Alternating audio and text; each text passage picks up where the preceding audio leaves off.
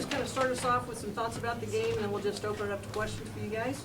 Well, obviously we're really excited. I think that we played well, but I don't think that we played as crisply as we could. And I think that there's a lot of factors to that. Number one is the atmosphere. It took us a while to kind of get into the game. It's obviously the biggest crowd we've played in front of this year, and so that was a challenge. Number two is that we're playing a really good San Jac team, and they keep you on your toes the entire ball game. We're facing a really difficult pitcher. Number three is that we haven't played a game in about 10 days. And so it's difficult to get simulated games in and get simulated at-bats and simulated at-bats for our pitchers to face.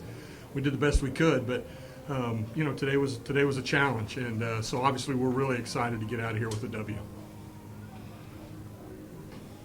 What can you say about the pitching of Jack Finnegan today?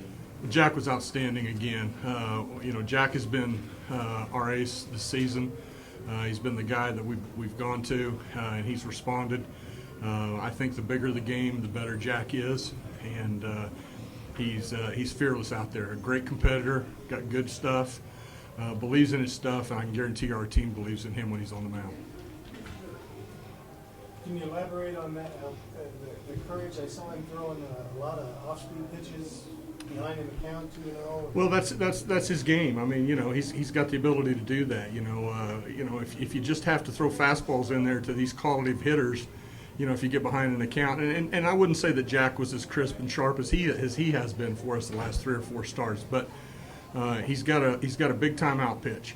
He has the ability to spin a breaking ball and throw it for a strike and get himself back into counts even when he's behind in the count. And like I said, you get him to 2 strikes, and all of a sudden he's got a big time out pitch there waiting on him. In the 7th inning, they had some base running outs where they put the excellent bunt down third, don't get the guy at first, but then you throw over to third, and your catcher's in position. Yeah. And just can you talk about? And that's just baseball, and I'm tickled that our guys were in the right spot at the right time in a big time environment. Mason didn't fall asleep. And that's his job, is to get to third base and cover the bag, and he was there. And then James Rudkin made an outstanding throw. I was worried when Brandon Grizzlonic threw the ball to first because I knew he wasn't going to get home. And he's too good a runner, and he's too good a bunter. So when he threw the ball, I was worried. Oh my gosh, now we've kind of compounded it. But thankfully Mason was there to cover his spot like he was supposed to be, and James threw a strike right on the bag. Is that not always the case for you guys? No. I mean, I think we're a good baseball team. I think we play the game right. But there's going to be mistakes. And if there's a time when a guy could fall asleep and kind of lose himself in the moment, that's probably one of those times.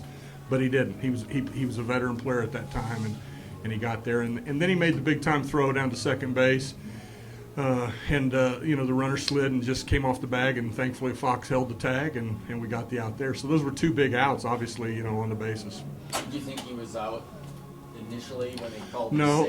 Initially, I thought he was safe. I thought he was safe, but he did come off the bag, and Will held the tag and stayed on him. So again, that's just good baseball. San Jac's a very aggressive offensive team. They have good athletes. They can run. They like to run, and they try and turn up. They try to turn up the pressure on you, and that was a chance where they took it. It was a 2-0 game, and all of a sudden, if we don't get that out at third base on that bunt play, things start to spin out of control a little bit and can go the wrong direction. What can you say about Kirby McGuire's catch at the warning track in the 6th, that drive to deep center? Yeah, well, we've kind of learned to expect some of those things. I've told people all year long that have come to see Kirby that he is an unbelievable baseball player, that he plays the game on offense, on defense. He can run the bases. He plays with instincts on the bases and defensively. That's something that you can't teach. So he made a big time play at a big time. And we've kind of come to expect it on the at the plate and out in the field. So it was an unbelievable catch.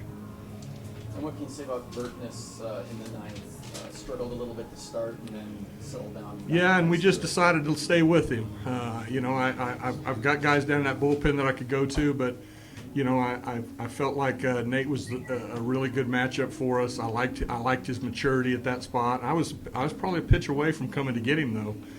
you know, feeling like I was being forced to, but they kept having a couple left-handers coming up behind us, and it kept me looking at my scorecard where I said, geez, if we could just get this out, then I got another lefty and I'm in business. So I decided to ride him out, and he was up to the challenge.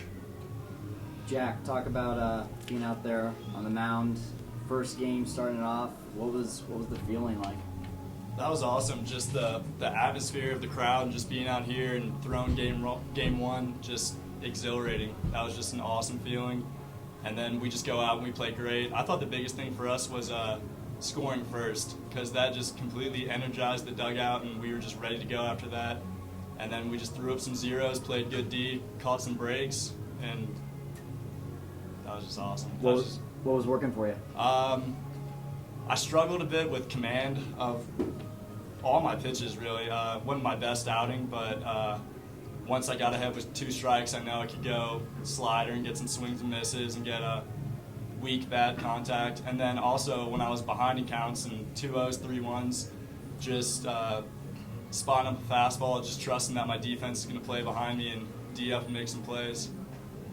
What was your thoughts on what happened in the 7th inning with those plays, getting the runner at third and then catching the guy stealing, trying to steal second? Yeah, that was a huge inning for us, and I think that's just, when I think of the play Mason made, that's just Mason George. He's the captain of the team, he's the leader, and just when stuff is going crazy, he knows exactly where to be. I'm ducked down watching Grizzlonic throw the ball to first base, and then Mason's sprinting over to third to cover the bag, and then we get that play. That was huge. And then the next at bat, they run on us. Mason makes a great throw to second. He's initially safe, slides off the bag, and then Fox just carrying that tag. We just did the little things right in there. We were where we were supposed to be, and we did what we were supposed to do. Kirby, question for you. Just really the experience so far, and then being able to come out perform, not just yourself but the team, and get that win today. What does it feel like right now? I mean, it feels great. I mean, the team knows how important this game one was, and we came in, you know, we woke up at 5:30 this morning, and we were energized like we were playing at night. And we, you know, Coach Thompson preached that we need to be the more energized team, and we were. We jumped on it early. They kind of got down. Jack was pitching well, getting outs, and you know, we played well. And I think the best team the team that plays a game of baseball the best is going to win, and we did. Kirby, tell us about that catch, going towards the wall there, and you fell at the end of it. Did the fall start before you had the ball? Did you already have it? And just what was going through your mind, seeing it coming your way? Well, it was my first ball all game, and it's kind of weird off the stands. I couldn't really see it initially, so I got up and I knew it was back. So I took a couple steps back, and then I just turned and ran. And when I did that, I turned back. I kind of was off track a little bit, so I had to kind of reach around like awkwardly and catch it, and that's kind of why I fell. But it was a guy hit it well, and the wind kind of knocked it down, and I just made a play, I guess.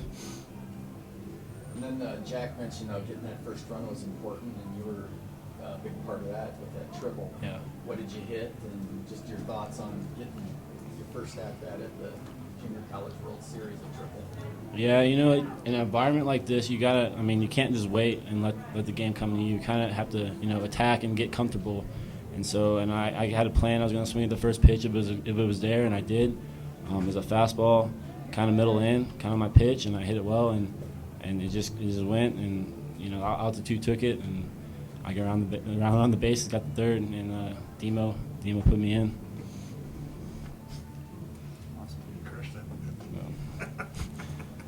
Thanks, guys. Appreciate it.